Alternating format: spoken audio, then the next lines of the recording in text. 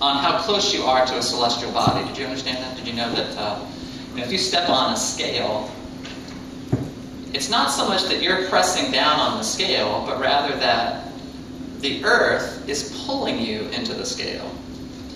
And the reason why the earth pulls you is because it's such a big body. For instance, if you weigh 100 pounds on the earth, and you were able to get 4,000 miles out into space, you'd only weigh 25 pounds. The earth would still be pulling you to itself, but because you're so far away, it can't pull you as much, so you'd only weigh 25 pounds. But if you weighed 100 pounds on Earth, you'd actually weigh 3,000 pounds on the sun.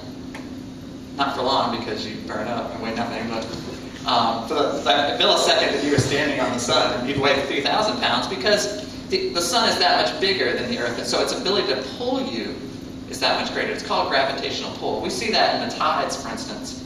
You know, when the moon is full, and then when it's really close to the Earth, it's a higher tide. And what's happening there is because water is a lot more movable or less fixed than land.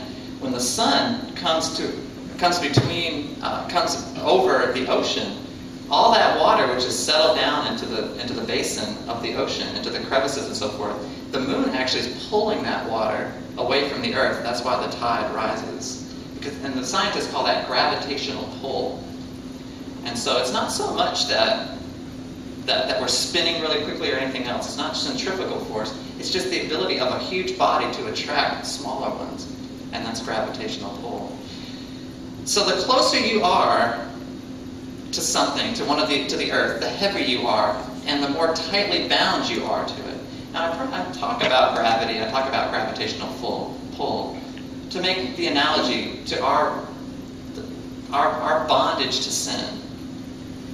You need to understand that sin and the world, I'm talking about the world order of things, is a very big body, for instance.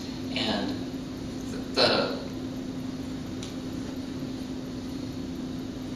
our attraction to it is very great.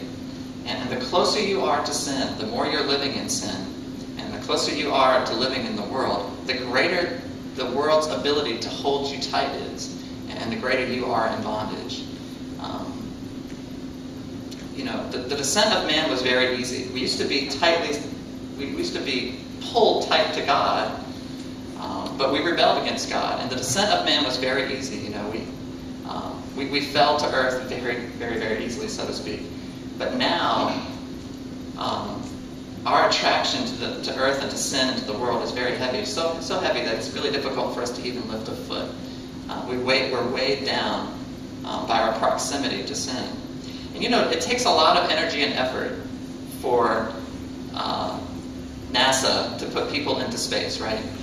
You know very well that for a small spacecraft and those small people to get into space, they have to create a huge explosion here on Earth, and they have to expend a lot of energy and a lot of fuel to get away from the pull of the Earth. The Earth is so huge, and that craft is so small, and those people are so small, they have to expend a lot of energy to get into space, right? They have to burn millions of gallons of fuel to do it. Well, in the same way, if you want to get free of sin in your life, it's going to take a lot of energy and a lot of effort on your behalf, because you don't understand how great the pull is of sin in the world. It's incredibly tight. And so if you want to be free of it today, it's not like you can just snap your fingers and make an easy decision. It takes a lot of energy and effort. And so I'm going to talk about that energy and effort today, and talk about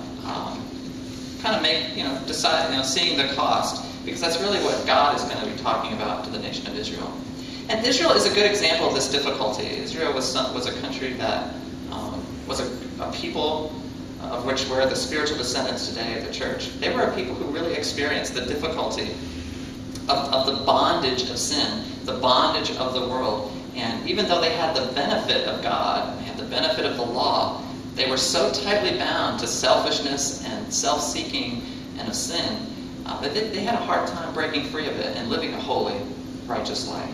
And so this book is helpful in that, because this book was written to the people after they'd already lost the land flowing with milk and honey. They were already in exile, and they were beginning to repopulate the promised land again. They were coming back to Jerusalem. And Hosea is a peculiar book because Hosea, as a prophet, was a single man. And some of you are familiar with how God called upon Hosea to take for a wife a prostitute whose name was Gomer. And he wanted the prophet to take a prostitute for a wife to be a tangible, visible evidence or story or testimony of God's relationship with Israel. And of course, in that analogy, the people of God were the prostitute.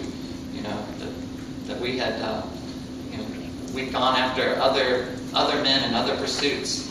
We'd gone after other gods and idols and so on and so forth. But even in our state of harlotry, God's people's state of harlotry, he still redeemed them. He still made them his own. And he went and married them and made a covenant and a commitment with them. And that was the point that God wanted to make through Hosea to the people who are in exile, who are in bondage and who are worthless now. That God was still going to be committed to them, even though they played the harlot and gone and cheated on him, so to speak. Okay? So it's great. I think a lot of us can relate to that, and I think this can be helpful to us. Otherwise, I wouldn't be preaching it, right? I think it can be helpful. Okay. Well, anyway, the first point I want to make is that love is hard and wine is easy. Okay? Love is hard and wine is easy. Look again at verse 1.